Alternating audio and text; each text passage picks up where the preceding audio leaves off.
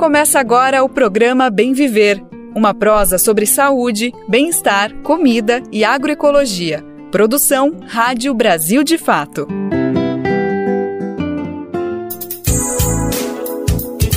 E hoje é segunda-feira, dia 30 de dezembro de 2024, esse ano que não acaba, minha gente. Tá começando mais uma edição inédita e fresquinha do Bem Viver, uma produção do Brasil de Fato nessa véspera da véspera do ano novo, né? Também nessa reta finalíssima, mas não é por isso que o Bem Viver não vai chegar com a alegria de sempre, trazendo as notícias importantes pra gente pensar numa sociedade mais justa, igualitária, rumo a uma sociedade que prospere pelo bem viver. Esse é o nosso lema, é isso que a gente traz no programa, sem perder de vista as notícias do dia a dia, as questões que a gente precisa debater de Brasília e de outras capitais políticas pelo país. Bom, meu nome é Lucas Weber, eu tô contigo nessa boa prosa, se liga nos destaques que a gente preparou para hoje.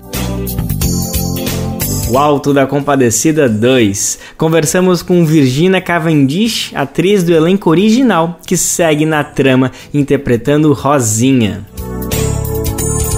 Pesquisa aponta que 80% dos canais misóginos do YouTube têm monetização. Educadora Lua Barros fala sobre escala 6x1 e o cuidado familiar. Centro Sabiá de Pernambuco vence prêmio da ONU por tecnologia de reuso da água no semiárido. João Pedro Stedley diz que campo deve estar no centro do projeto do país para que reforma agrária avance. Esses são alguns, mas são vários os destaques do programa de hoje. Bora lá que ele só está começando. Está em cartaz nas salas de todo o país a continuidade do queridinho do cinema nacional, é Alto da Compadecida número 2, é esse grande clássico do cinema nacional, ganhou continuidade e olha só que maravilha, para a alegria geral da nação, os nossos heróis, a nossa dupla dinâmica, João Grilo e Chicó, se reencontram de fato 25 anos depois do lançamento do primeiro filme. Alto da Compadecida foi lançado nos anos 2000 e agora, 25 anos depois, de fato acontece o reencontro tanto nas telonas como na vida prática. E o mais bacana de tudo é que os dois seguem sendo interpretados pelos dois que mexeram com nossos corações, nossas mentes, que foi Matheus Nastegali e também Selton Mello. Os dois protagonizam João Grilo e Chicó. E além da dupla, tem mais uma pessoa do elenco original que segue na continuidade Alto da Compadecida 2, ela, Rosinha, interpretada brilhantemente por Virginia Cavendish, e é com ela mesmo que a gente vai conversar agora. Virginia, que alegria poder falar contigo, tô aqui emocionado depois de ver a continuidade, feliz, revivendo memórias, enfim, é muita coisa, eu imagino que vocês também estão mergulhados nesse caldeirão de emoções, então obrigado por separar um tempinho para conversar com todo mundo aqui, viu? Prazer enorme, Lucas, muito obrigada pelo convite. Virginia, semana de Natal, Ano Novo, aquela loucura que tá todo mundo já nas suas casas se preparando para celebrar junto com a família, e de repente vem esse presentão de Natal para todo mundo, para colocar mais um elemento dessa ceia, que é ver esse filme, que é o filme da família brasileira, sem dúvida alguma, um filme para ver com o vovô, a vovó, os pais, os filhos, um filme muito amplo. Eu queria te ouvir um pouquinho sobre como tem sido esses primeiros dias de repercussão, tanto para amigos que vêm falar contigo, mas como público pro geral, como tem sido para vocês esses primeiros dias depois da estreia de Alto da Compadecida 2? Foi muito bonito, porque a gente passou agora pelas pré-estreias todas, e a gente fez o CCXP, depois fez São Paulo, depois de São Paulo foi Recife, Rio e Fortaleza e Salvador. E foi muito emocionante, em todos os lugares. A gente sabe que o filme é muito querido, que o filme ganhou uma proporção gigantesca no imaginário popular brasileiro, que nossos personagens são muito queridos. Eu sempre falo que todos os dias eu recebo uma mensagem carinhosa através da Rosinha, das minhas redes sociais. É muito bonito ver isso, mas aí ver essa ansiedade, essa alegria nas pessoas que estão indo ao cinema, assistir o 2, como reencontrar velhos amigos, pessoas que fizeram muito bem a elas, dá vontade de chorar só de falar isso, sabe? Assim, porque não são mais nem personagens, é isso, são pessoas que fazem bem aquele público, de que de alguma forma trouxeram uma alegria, um momento importante na vida, e que venha, só a ida ao cinema já é um agradecimento e uma vontade de rever esses personagens e essas pessoas que fizeram tanto bem para elas, assim. E isso tem sido muito emocionante. No Nordeste inteiro, para mim, principalmente, que eu sou pernambucana, né? Foi lindo demais. Aqui no Rio, que eu estou no Rio agora nesse momento, e em São Paulo também, no CCXP, que foi 3 mil pessoas, mais de 3 mil assistindo, e você via, assim, a gente filmou vários pontos diferentes da projeção, e as jovens, assim, que não tinham nem nascido ainda na época do Auto 1, chorando de emoção, porque foram criados pequenos vendo esse filme. É uma coisa realmente, um presente para o público brasileiro e para mim, e para todo mundo que fez. Foi um presente gigantesco e inacreditável ter a oportunidade de viver esses personagens tão queridos pelo público brasileiro. Sem dúvida alguma. E eu imagino que essa alegria também deve ter vindo junto com um certo medo, talvez até, de, gente, como que a gente vai fazer para manter essa mesma energia, esse mesmo brilho desses personagens de 25 anos atrás agora, sendo que, enfim, mexe com a expectativa das pessoas, né? Eu queria ouvir um pouquinho qual que foi o segredo que vocês tiveram para conseguir manter a mesma fórmula, mas ao mesmo tempo tendo que recriar com novas histórias, com um novo enredo. Eu imagino que deve ter passado um medo, assim, no momento da rodagem, até do convite, né, quando chegou de fazer a continuidade. Exatamente. Primeiro foi fogos de artifício, aquela notícia maravilhosa que vai ter, né? Depois foi, meu Deus, mas e agora? Como é que vai ser? 25 anos passaram, na história são 20. Quais são os caminhos mais legais para essas personagens aparecerem agora? A Rosinha, no meu caso, né? Assim, ela está casada com 4 filhos, com Chicó, ela está separada, ela está, sabe? O que a gente queria dizer através da personagem agora para o público atual, assim. E então foi muito conversado com o Guel e com a Flávia, o João, que também participou do roteiro com o Jorge Furtado, e Guel, a construção dessa personagem, dessa nova mulher, né? Tanto tempo depois, porque com esse gap tão gigante, podia ser qualquer coisa, né? Podia ser, ao mesmo tempo, é um personagem é um casal muito querido e muito amado do brasileiro. Então não vamos mexer muito, não vamos estragar essa beleza, porque a cena do reencontro de Rosinha e Chicó, eu particularmente acho, eu tenho percebido que o público também, uma das cenas mais bonitas do filme, né? Que celebra o amor, que por um motivo qualquer, que a gente não pode falar aqui, para quem não viu o filme, sim, ainda não dá spoiler, eles, por algum motivo, um mal entendido, eles se separam, mas quando se reencontram na tela, aquilo é tão bonito, né, assim, porque você vê os dois têm aquela fonte de amor puro, um amor de parceria, um amor de cumplicidade, um amor de liberdade, e aí, pensando na personagem toda, foi isso, foi pensar quem é essa mulher agora, né? Qual a mensagem que a gente quer passar através da Rosinha?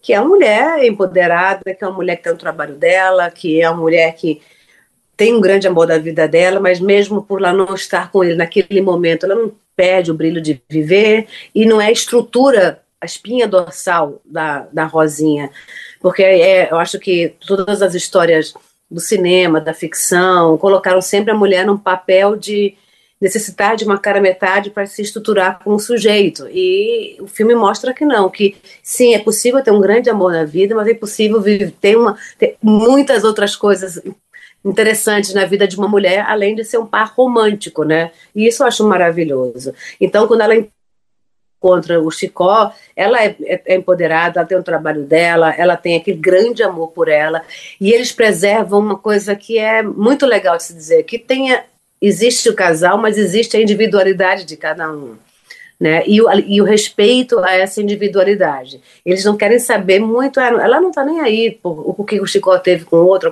e ele também, melhor você não falar, deixa para lá. E vamos se respeitar nesse ponto, né? Não tem posse. É um amor muito bonito, é muito... É o que eu quero na minha vida, inclusive esse tipo de coisa, assim, sabe? Um amor que seja verdadeiro, profundo, ao mesmo tempo com liberdade absoluta de você ser quem você é. Não tem que ser justo com o outro, né? E o Chicó respeita isso, e a Rosinha respeita isso nele também, né? É muito bonito.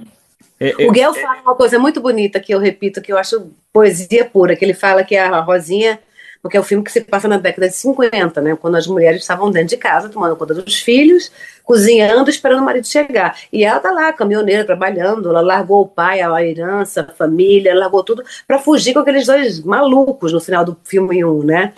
Então, de uma certa forma, ela já era uma mulher, uma jovem mulher que ia em busca dos seus desejos, tinha coragem de romper paradigmas, romper com a sociedade vigente da época e ir em busca de si mesma, né? Então ela vai nesse caminho fortemente no Auto 2, e eu acho isso muito bonito. Assim, o Guel fala que ela é a Simone de Beauvoir do sertão, que eu acho lindo, assim, que é uma mulher realmente que quebra todos os padrões e está vivendo a vida dela, porque a vida é uma só.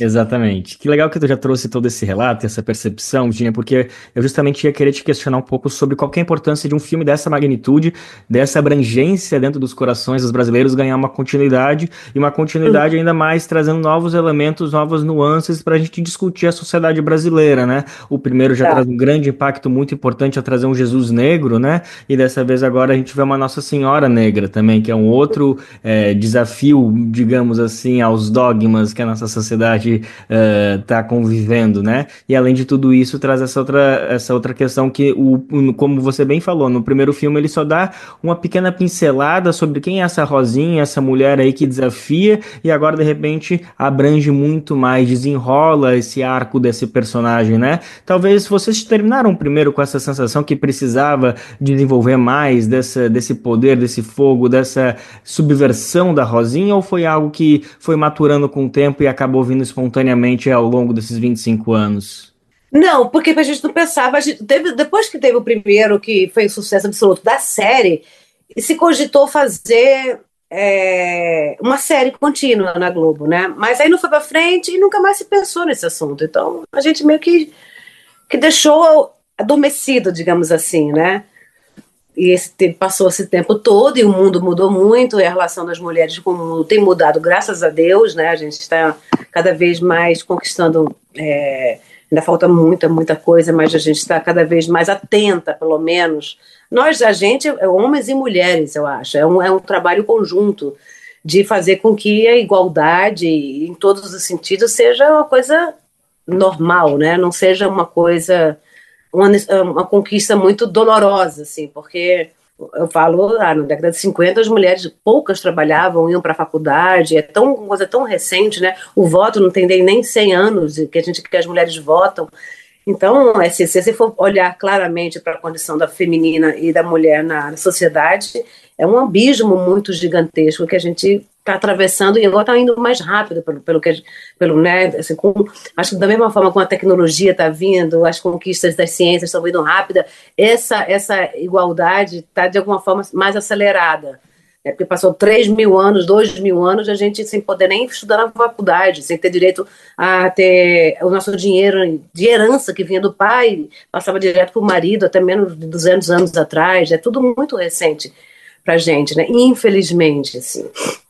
Então, mas a gente não pensava nisso porque o filme tinha adormecido nele mesmo. A gente não, essa ideia de fazer o 2 do Guel veio, acho que no meio da pandemia. É uma coisa recente, não é uma coisa que foi pensada há muito tempo. Uhum. E aí foi com o Celto e com o Matheus, que toparam também entrar juntos nessa, porque tinha que ter esses dois de todo jeito. E aí Guel tomou coragem e foi atrás de fazer. Graças a Deus. É emocionante, é tão lindo, né? E eu fui no cinema no dia 25, na primeira sessão, estava eu lá assistindo com minha família, e vendo o filme. Eu tinha visto 4 vezes, eu tinha visto em todas as prédios, eu tinha visto, mas não, quero ver na abertura com todo mundo. Com o público normal. É muito bonito de ver. A repercussão nas mídias sociais está gigantesca, está maravilhosa. Assim. Não podia ser diferente. Muito perfeito. Virginia, agora falando um pouco mais sobre principalmente o aspecto da população nordestina, tão bem retratado poeticamente nessa peça original de Ariano Suassuna, né? Daqui a pouco a gente pode falar um pouquinho mais sobre ele, mas eu queria te ouvir um pouquinho sobre como o público nordestino tu acredita que talvez esteja recebendo esse filme, no que diz respeito ao debate político que a gente teve em relação a esses anos, tanto da polarização que a gente viu entre Lula e Bolsonaro. Se tu acha que o filme acaba também talvez entrando como uma resposta a todo esse debate que envolve a questão regional dentro do país? Olha, eu acho que, principalmente agora vendo que já o primeiro dia de exibição do filme foi um sucesso absoluto, né? Foi 157 mil pessoas foi o primeiro maior lançamento, primeiro assim, da história, desde a pandemia, pelo menos, e a maioria foi no Nordeste. Isso é uma coisa muito interessante, porque o Auto da Compadecida é um filme onde eles se sentem, o nordestino se sente representado de uma forma muito maravilhosa, né? Assim, o filme, ele é uma ode ao Nordeste, à cultura popular, aos personagens pobres, batalhadores, trabalhadores, e a alegria desse povo, né? Então, eu acho que essa volta aos cinemas, de ter lá no Nordeste, ter sido a força maior de público, dado, é nítido isso, assim, dado, mostra o quão o público é engajado com a obra popular do Ariano Suassuna, né? Como o filme chegou para essas pessoas há 25 anos atrás e se mantém até hoje neles, né? Porque uma coisa é você fazer um filme que agrada e pronto, de repente, 25 anos depois, todo mundo vai de volta assistir uma coisa que se sente representado, né? Assim, o povo nordestino se sente representado e tem orgulho de estar na tela ali no Auto da Compadecida. É saber que a gente está falando para aquelas pessoas, está falando daquelas pessoas do Brasil. Eu acho isso de uma força gigantesca, assim, imensurável. Acho que não tem uma outra obra brasileira, nordestina, que talvez tenha essa força tão grande com o povo nordestino todo, né? Ele encontrou uma linguagem que chegou lá e ficou. E perante tudo isso que você está trazendo, você acha que talvez tenha sido um incentivo até para o Guel pensar nessa continuidade, depois do que a gente passou em 2018, voltando à essa pergunta anterior, quando eu falava desse... Depois de tempos tão difíceis e frios, e foi uma forma de trazer alegria de novo para o público e mostrar que a gente é capaz de mostrar quem o público brasileiro é, porque o público nordestino que está representado, que esse último governo, né, não gostava do Nordeste, não gostava de cultura, não gostava de nada, né? Então, é uma moeda de troca, assim, como é que chama? É um soco com luva de pelica, como é que chama essa expressão? Um tapa de luva. Enfim, é uma forma de você mostrar o poder da arte também, né? O poder do cinema, o poder da cultura, logo depois de tempos tão sórdidos que vivemos, né? Assim, tão terríveis. E o público respondeu a isso. Que deseja, né, se ver representado, que a cultura popular e a cultura brasileira é uma coisa fundamental para um país, né? Quanto mais rico um país, mais forte um país, maior é a sua cultura. Não é à toa que que os Estados Unidos, o cinema americano é espalhado pelo mundo todo, porque ele representa a cultura americana, que é o país mais rico do mundo até então. Então, quanto mais forte a sua cultura, mais forte é o seu país. Sim. As pessoas têm que se tocar disso, né? Os políticos. E seja por coincidência ou não, nessa mesma semana, ou melhor, nesse mesmo mês, nesse mesmo movimento que chega Auto da Compadecida 2 nos cinemas, vem logo depois, né, de Ainda Estou Aqui, que também está arrebatando completamente a bilheteria, também mostrando essa força do povo querer, né, por meio da arte, do cinema, no caso, né, reviver a sua história, contar a sua história, né, se fazer presente.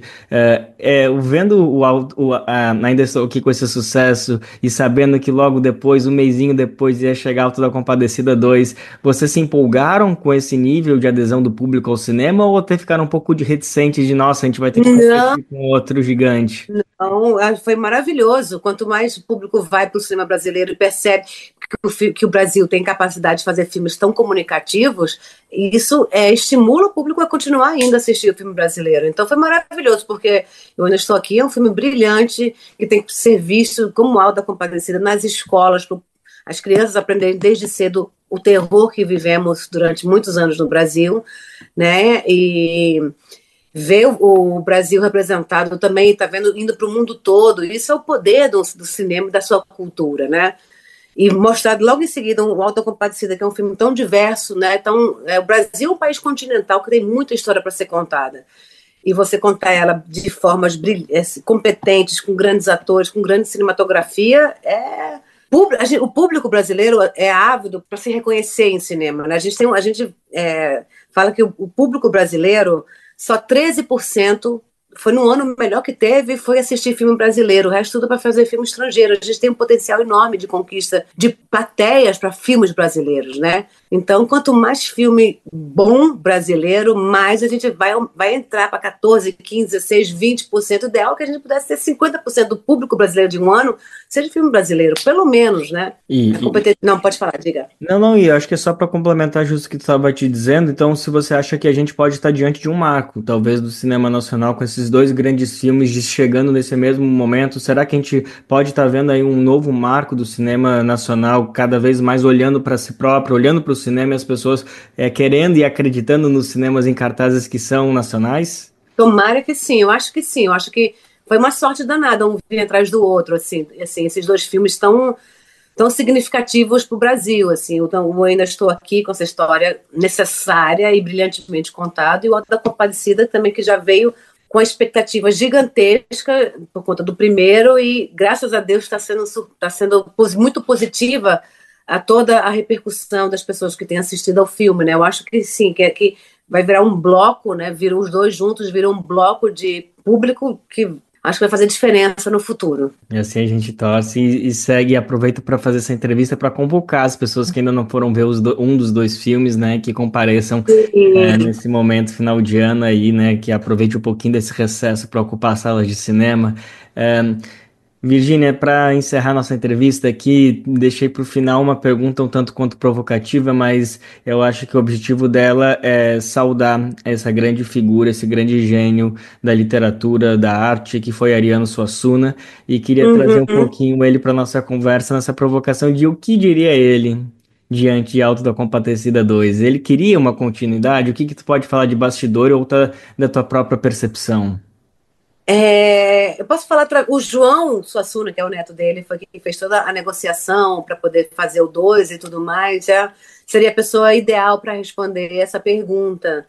Mas eu acho que através da família dele, que apostou tanto nessa e confiou tanto no Guel, eu tenho certeza, eu até brinco que eu falo que, na verdade, quem foi pro céu foi o Ariano, e que da Compadecida mandou ele de volta fazer o Auto 2 através de Guel, do Jorge Furtado, porque o filme está realmente, para mim, ele é muito simbólico, e para mim é o Ariano que está ali, sabe? É tão bem feito, eles interpretaram tão bem a verve do Ariano Suassuna, que é como se ele tivesse descido lá do céu para Compadecida para fazer esse filme mais uma vez.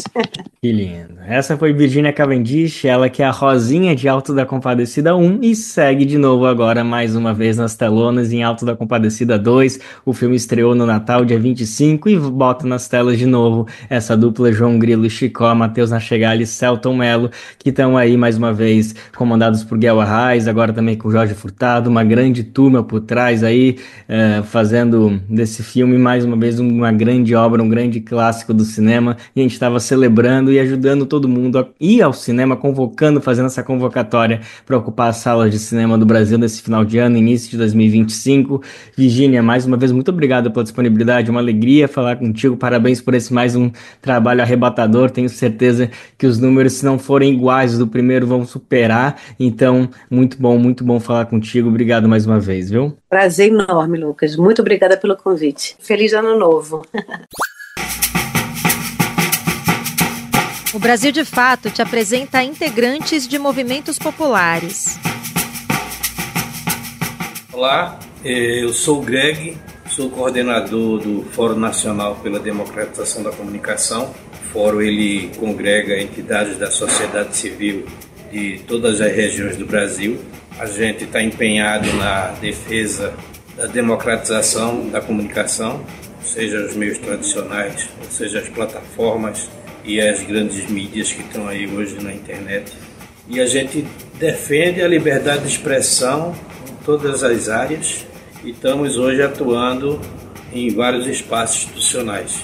Então, esse é um fórum estratégico A gente existe desde a década de 80 e esperamos que o país avance na construção de políticas públicas que democratizem a comunicação e que tenham uma comunicação pública de qualidade. Para você saber um pouquinho mais sobre o nosso trabalho e atuação, é só acessar nossas redes sociais, @elasnopoderbr. E agora a gente vai falar de uma situação absurda, que é o ódio às mulheres gerando dinheiro. É inexplicável essa situação, mas a gente vai tentar mostrar como isso sim está acontecendo. Essa situação foi mostrada em um levantamento que mapeou mais de 130 canais no YouTube. O conteúdo dessas páginas são dedicados a promover a ideia de que mulheres são inferiores aos homens. Inacreditavelmente, esse conteúdo está sim circulando na internet e mais, rendendo dinheiro para as pessoas que subiram ele. Bom, essa pesquisa é do laboratório NetLab, da Universidade Federal do Rio de Janeiro, e foi feita em parceria com o Ministério da Mulher, ou seja, com o governo federal.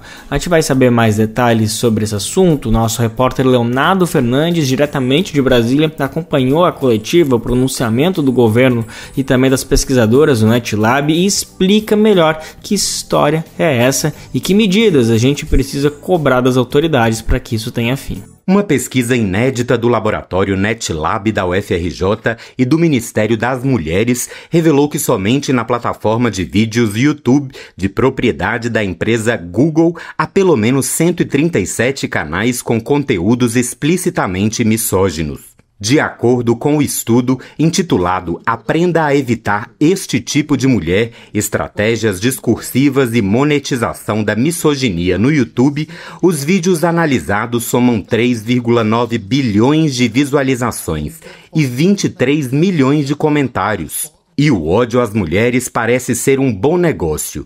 O estudo identificou que 80% desses canais utilizam estratégias de monetização. 52% dos canais misóginos possuem pelo menos um vídeo com anúncio e 8 deles somaram R$68 mil em arrecadações em superchats. Outros 28% dos canais disponibilizam links para plataformas de financiamento coletivo. Ainda segundo o relatório, há anúncios de consultorias individuais para o desenvolvimento pessoal masculino, em que alguns desses influenciadores cobram até R$1.000 por esse serviço. Marie Santini, fundadora e coordenadora do NetLab UFRJ, destacou a imoralidade do mercado criado a partir da monetização desses conteúdos. Eu acho que é importante que a gente está vendo aqui, que eu acho que é grave, é a misoginia se tornar um mercado, a misoginia se tornar um negócio, é ganhar dinheiro com isso. Isso que eu acho que é o ponto principal que a gente está colocando aqui. A pesquisadora afirma que os protocolos que as empresas dizem obedecer para coibir esses conteúdos não têm sido suficientes. As plataformas dizem nos seus termos de uso que não permitem esse tipo de conteúdo, mas na prática a gente está vendo que esses conteúdos florescem, e não só florescem, como são monetizados. Segundo o Ministério, o objetivo da pesquisa é traçar um panorama do ecossistema misógino na plataforma, de modo a contribuir com as políticas públicas de combate ao ódio e à violência de gênero na internet e fora dela. A ministra Cida Gonçalves se comprometeu a intensificar o debate internamente no governo, bem como com os demais poderes da República, no sentido de garantir uma maior regulação dos conteúdos disponibilizados pelas plataformas digitais. Nós pretendemos fazer um diálogo para dentro do parlamento, fortalecer o debate que está tendo no STF para a questão da regulamentação, né? Nós precisamos regular o máximo o discurso de ódio. E, por um outro lado, nós também precisamos fazer um debate com a sociedade brasileira. Nós precisamos fazer com que outros atores que não estão no debate do enfrentamento à violência contra as mulheres, não estão enfrentando a misoginia, ou nem percebem o que está acontecendo, estejam do nosso lado. A ministra destacou a importância das informações colhidas no estudo para a elaboração de políticas públicas para coibir os conteúdos de caráter misógino e defendeu a tipificação do crime de ódio contra as mulheres. que a gente tem que começar, a partir desses dados, a gente trabalhar num aprofundamento e na minha avaliação sobre tipificação, porque é a melhor forma que nós temos de coibir algum tipo de ação. Até agora, a gente não tinha os dados. Você não faz política pública sem dados, sem informação e sem pesquisa, né? Então, agora nós temos um dado, nós temos a partir do YouTube, teve o primeiro que trouxe outros elementos, mas que pode fazer com que, no mínimo, se a gente não conseguir incluir agora, no mínimo a gente faça um debate nacional sobre essas questões. O relatório completo com os principais temas abordados, a metodologia aplicada e o detalhamento dos dados pode ser acessado pelo site do Ministério das Mulheres. De Brasília, da Rádio Brasil de Fato, Leonardo Fernandes. Bom, em nota, o YouTube afirmou que a plataforma não foi procurada pelo laboratório NetLab. Além disso, que a pesquisa não revela os dados dos perfis analisados. Dessa forma, a empresa alega que não poderia tomar qualquer providência em relação a esses casos especificamente. A assessoria do YouTube informou ainda que todos os conteúdos da plataforma devem seguir suas diretrizes e que o discurso de ódio não é permitido. Segundo a empresa, de janeiro a setembro de 2024 foram removidos 511 mil vídeos da plataforma por inferirem essas regras. Se liga na dica de saúde do Brasil de Fato para você.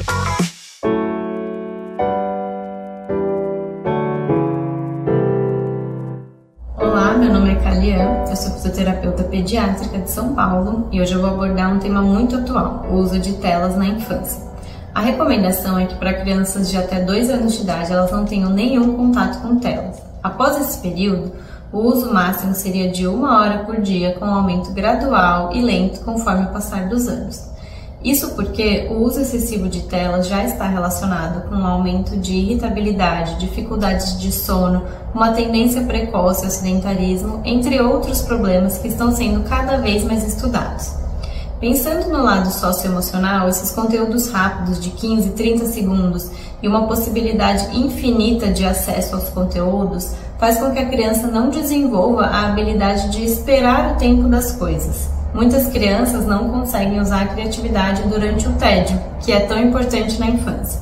Mas a ideia aqui, além de conscientizar sobre os problemas relacionados ao uso excessivo de tela, é buscar alternativas para esse uso. Então, por exemplo, uma dica que eu dou é você combinar com a criança antes quais serão os limites daquele dispositivo. Qual dia da semana ela vai poder usar, quantos episódios ela vai assistir ou quantas horas ela vai poder passar no dispositivo. Com isso, a criança já vai entendendo as regras do uso da tela e também das regras da própria carga. E uma outra alternativa são brincadeiras que levem um tempo para ser finalizadas. Por exemplo, um quebra-cabeça, pintar um desenho, um brinquedo de montar, coisas que exijam a participação ativa da criança. Tirar ela um pouco das brincadeiras mais passivas. Espero ter ajudado vocês com essas dicas.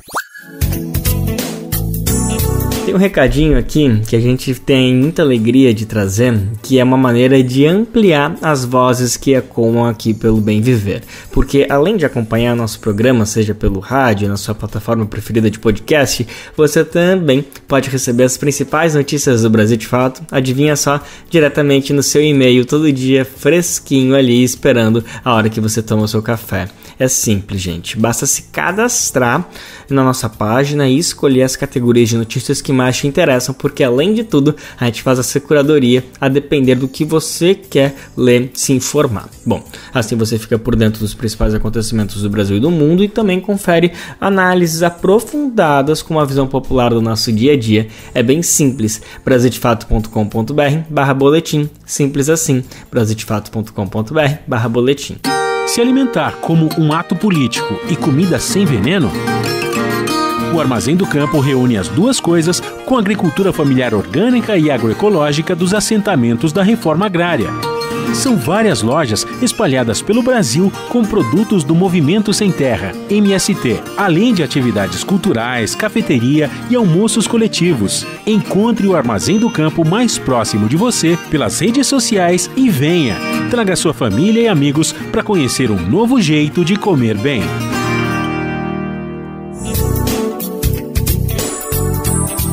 Agora a gente vai voltar a falar sobre um assunto que felizmente tomou conta do país nessa reta final do ano, que é o combate à luta contra a escala 6x1. Essa discussão em torno da pauta segue em alta e chegou até o Congresso Nacional, como a gente vem comentando, trazendo as notícias e os debates aqui no nosso programa, no Brasil de Fato como um todo, né? Bom, no Legislativo existe já uma proposta devidamente protocolada de emenda constitucional, ou seja, uma PEC, que foi articulada, foi entregue pela deputada federal Érica Hilton, do PSOL de São Paulo. A discussão sobre a questão vai além da economia. Trata, na verdade, de repensar a qualidade de vida da classe trabalhadora. Em especial, se discute o nosso tempo dedicado ao cuidado com a família e também consigo mesmo, com a gente. A educadora parental Lua Barros destaca que a escala 6x1 sobrecarrega especialmente as mulheres. Ela é autora do livro Eu Não Nasci Mãe e participou recentemente do podcast Brasil de Fato Entrevista, o nosso BDF Entrevista, né? Que vai ao ar semanalmente, sempre às terças-feiras. Bom, nessa última edição, que foi apresentada pelo nosso colega Afonso Bezerra, ela questionou, a pesquisadora Lua Barros questionou sobre a quem serve uma mulher exausta? Esse é o questionamento que trama todo o livro dela. Além desse ponto, a pesquisadora também elogiou a sanção da lei de parentalidade positiva pelo presidente Lula. De acordo com a educadora, esse é um avanço para o cuidado das famílias. Vamos entender melhor. Essa lei, Afonso, ela chega como um farol, assim, ela é muito simbólica, como você trouxe.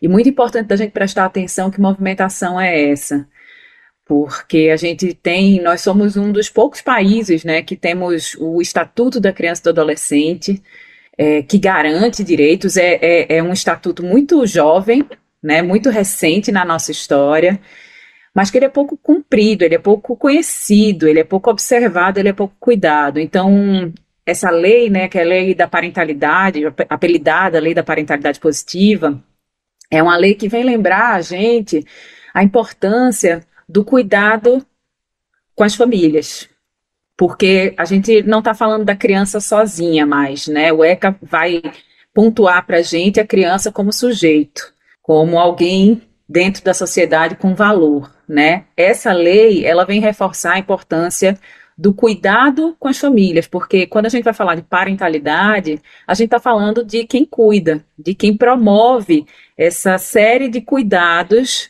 ao longo do desenvolvimento dessa criança. E aí, pela primeira vez, a parentalidade, né, e o brincar são entendidos e percebidos como estratégias de combate à violência contra a criança. Então, isso aí abre muitas conversas importantes para a gente ter enquanto sociedade, porque a família, ela vem se tornando, né, desde a Revolução Industrial, ela vem se reduzindo, ela vem se tornando o que a gente chama de família nuclear. E isso, na verdade, é um projeto, né, onde a gente isola essas famílias, a princípio, depois a gente vai entender que a gente vai isolar mães nessa função do cuidado, né, e aí a gente deixa de perceber a importância da gente pensar o cuidado e pensar as famílias dentro de um coletivo maior, que é a sociedade. Então, acho que essa lei, ela aquece, sabe, os corações, ela é aquela flâmula de esperança em tempos tão difíceis que a gente tem vivido. A pesquisadora também destacou a relação entre a escala de trabalho 6x1 e a relação de cuidados com as pessoas da família. A educadora defende uma redução da jornada, afirmando os impactos da falta de tempo, principalmente para as mulheres. Eu acho que esse debate, quando a gente pensa, né, nesse debate da escala de trabalho, primeiro vem a questão econômica, né? Como é que fica a economia? Como é que faz a economia girar se o trabalhador não estiver ali engajado, envolvido, tal? Então, acho que esse é a primeira parada, né, que essa discussão convida a gente. Mas, na sequência, a gente vai precisar entender do que a gente está falando de alguém que trabalha 6 vezes por semana e descansa 1. O que isso significa?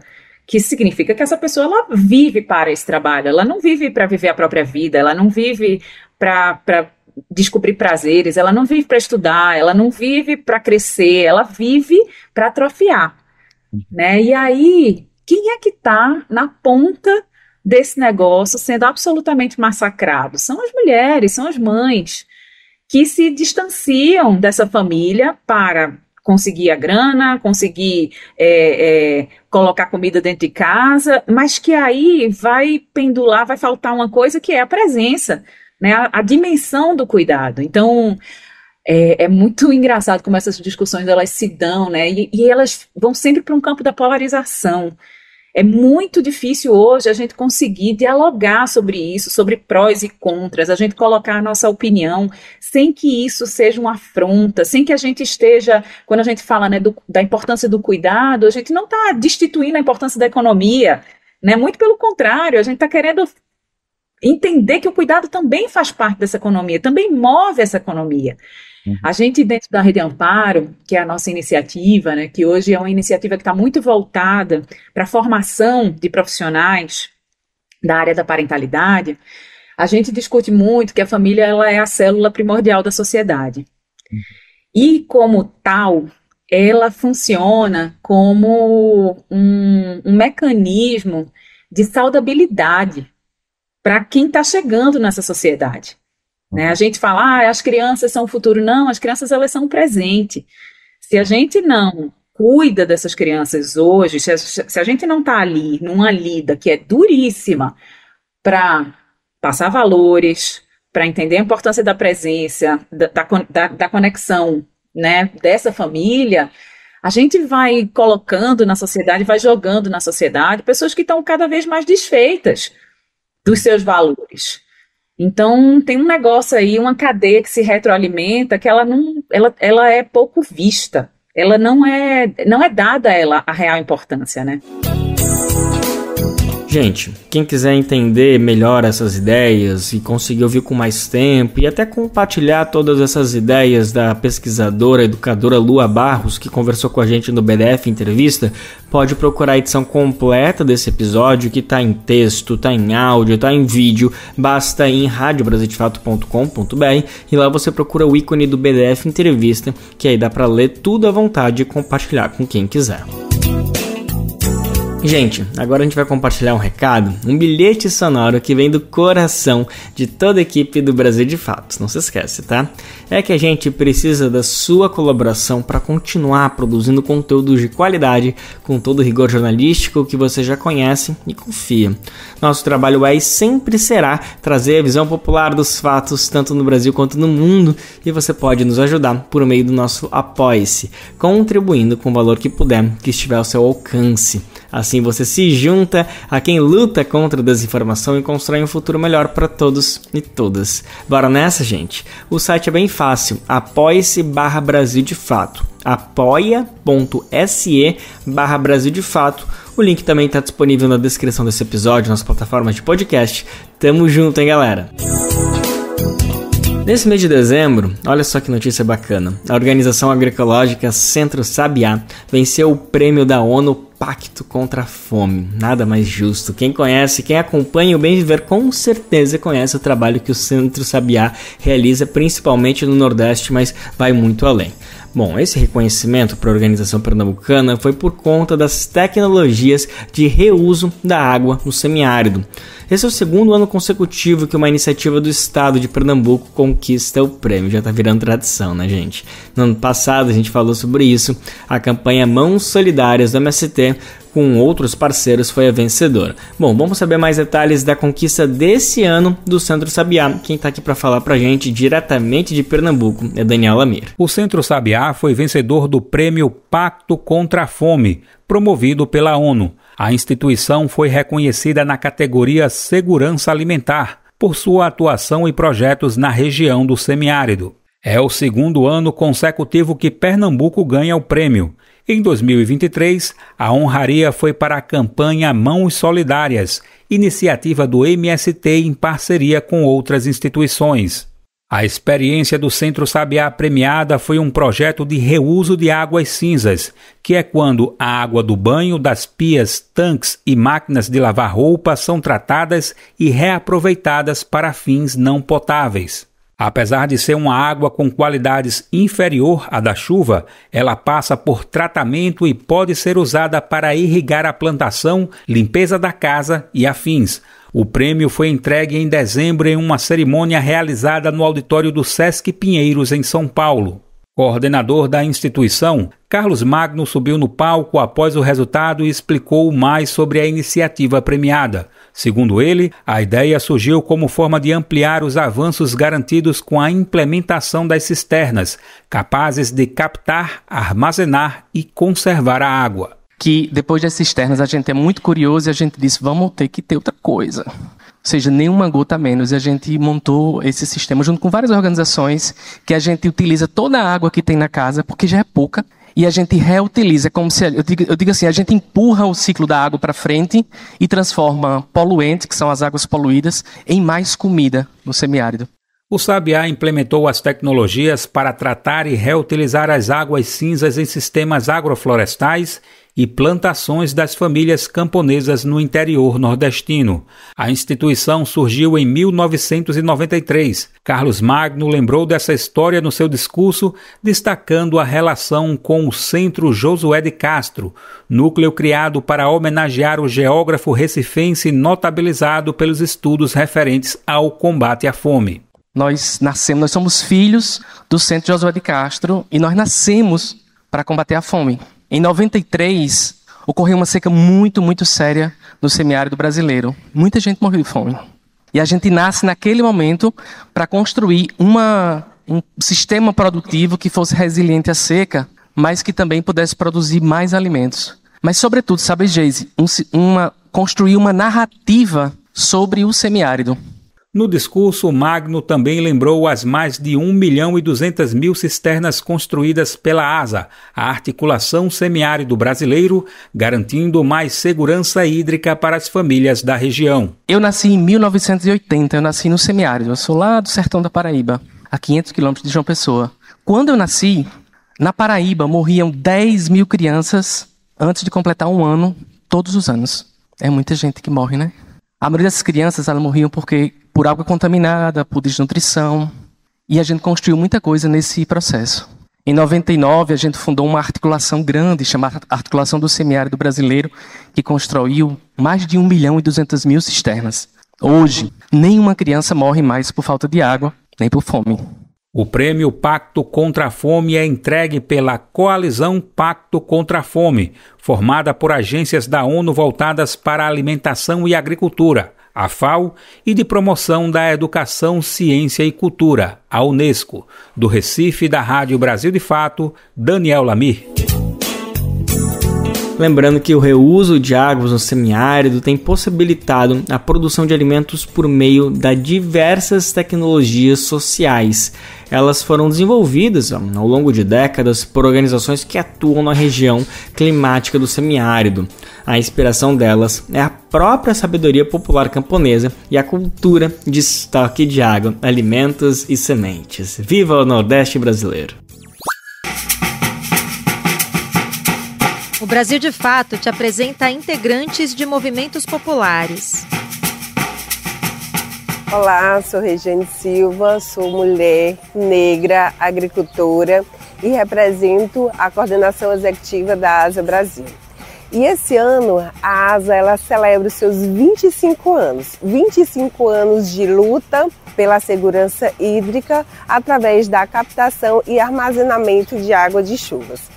Ao longo da sua trajetória, a ASA ela construiu políticas de convivência com o semiárido. Essas políticas elas foram construídas juntamente com os agricultores e agricultoras, políticas voltadas para o semiárido.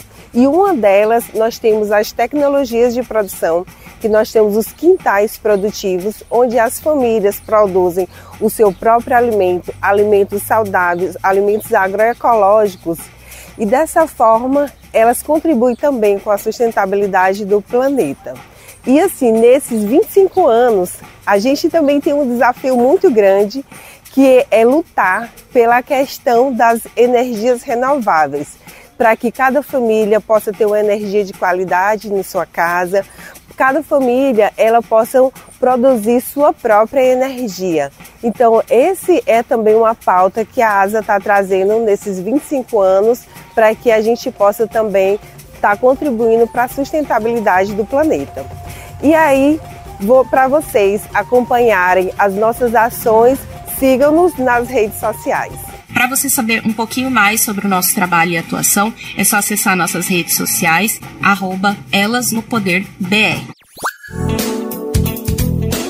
E agora chegou aquele momento, daquele recadinho que deixa muita gente orgulhosa pelo país, especialmente nós. É que o Bem Viver faz parte de uma rede incrível de parceiros e parceiras que retransmitem nosso programa todos os dias pelo nosso país.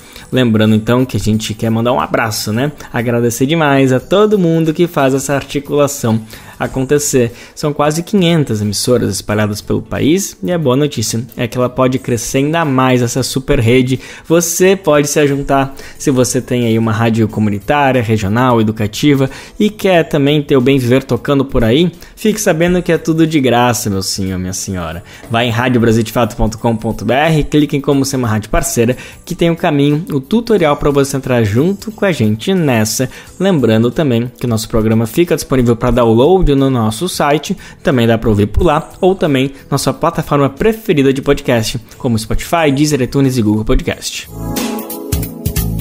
O assunto agora é sobre uma questão fundamental para o desenvolvimento social e econômico do país. A gente está falando, adivinha só, dela, reforma agrária. Nas últimas semanas, o assunto ganhou ainda mais repercussão, isso após as críticas contundentes do MST ao Ministério do Desenvolvimento Agrário e, é claro, ao governo federal como um todo. Essa pauta também entrou no nosso podcast de política 3x4.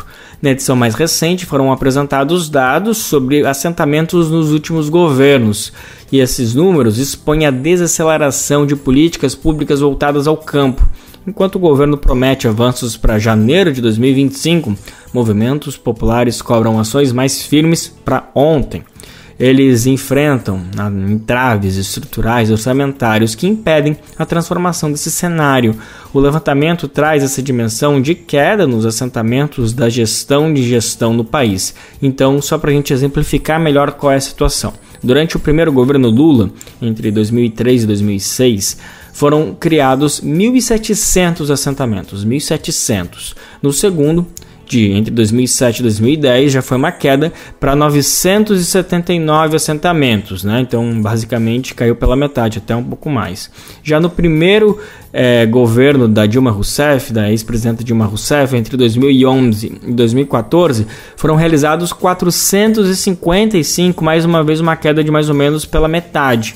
E a continuidade da política foi afetada depois do golpe contra a presidenta Dilma Rousseff. Foram 70 assentamentos entre 2015 e 2016. Sobre Michel Temer, de 2016 a 2018, foram 66 assentamentos. E no governo de Jair Bolsonaro, de 2019 a 2022, foram apenas 18. Sim, você ouviu bem, um mandato inteiro de 4 anos foram apenas 18 assentamentos.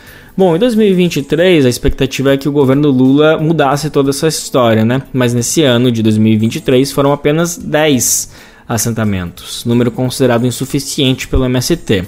O cenário foi analisado então por João Pedro Stedley, da direção nacional do MST, ele que é comentarista fixo do 3x4 e falou sobre esse assunto com os nossos jornalistas, apresentadores do programa, Igor Carvalho e Nara Lacerda. Vamos ouvir então um pouquinho da análise do Stedley. Eu acho que as explicações se devem à conjugação de vários fatores. Primeiro, não há um projeto de país no governo Lula. E você não pode tratar a reforma agrária no seu sentido amplo, com mudanças estruturais, com apoio à agricultura familiar, se isso não estiver colado com o projeto de país. Não? Por exemplo, nós temos defendido sistematicamente nos espaços de debate e um projeto de país hoje, para enfrentar as mazelas do capitalismo no Brasil, precisa ter um programa de reindustrialização no país e um programa de apoio fundamental na produção de alimentos, onde entra a agricultura familiar e a reforma agrária para você combater o latifúndio. Segundo fator, eu acho que é um governo de frente ampla que teve a capacidade e a importância histórica para derrotar a extrema-direita, mas não teve capacidade de criar unidade dentro do governo. Então, cada ministro atira para um lado. Terceiro fator, a equipe que hoje está no MDA e no INCRA são incompetentes. São amigos, companheiros e incompetentes. Eles têm se revelado, nós já estamos há 2 anos, medidas práticas que eles poderiam ter feito não resolveram. Não? E quarto fator, há um engessamento da política geral, da política pública geral, por essas distorções que é no orçamento. Então, nunca colocam dinheiro para a reforma agrária, nunca colocam dinheiro para resolver o problema de moradia, para resolver o problema de desemprego. Então, a promessa do Lula, vamos colocar os pobres no orçamento, no caso dos pobres do campo, ainda não chegou. Então, quarto fator, há uma hegemonia na sociedade brasileira, no Estado brasileiro, leia-se Poder Judiciário, Legislativo, Congresso, etc., e imprensa burguesa, do agronegócio.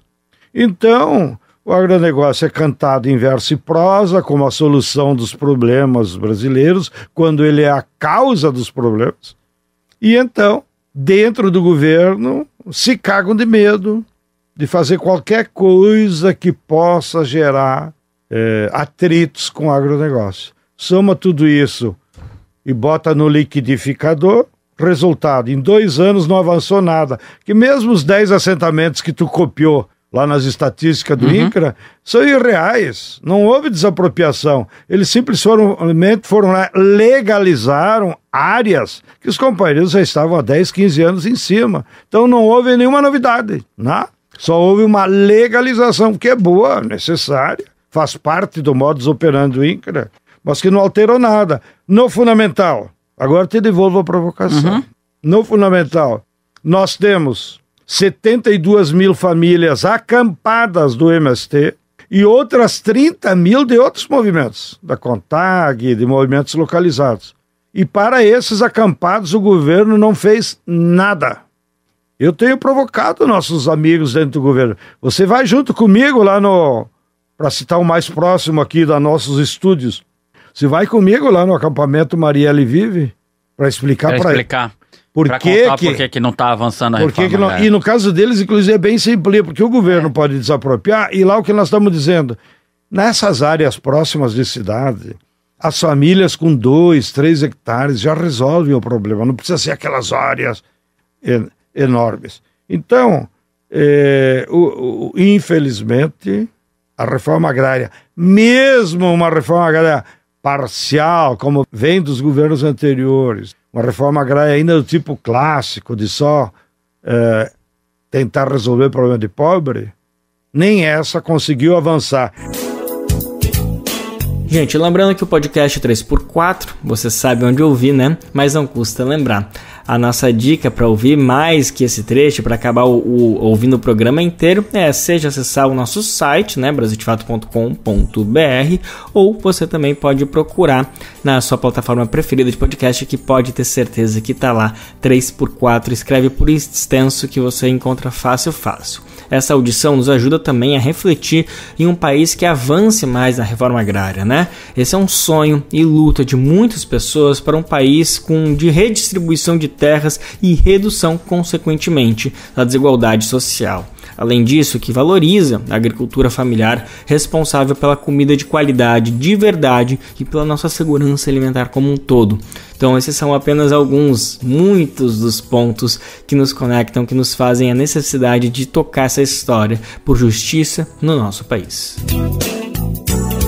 Gente, e assim, a edição do Bem Viver de hoje fica por aqui. A gente está de volta amanhã, a partir das 11 horas da manhã, com mais uma edição inédita e fresquinha do Bem Viver, para dizer tchau para 2024 e se preparar com tudo para 2025. Então, o Bem Viver vai ao ar para o mundo inteiro, nos ouvir pela rádio brasildefato.com.br, pela internet, logo depois às 1h da tarde, melhor dizendo, a nossa parceira RBA Rádio Brasil Atual 98,9 FM transmite o programa na Grande São Paulo.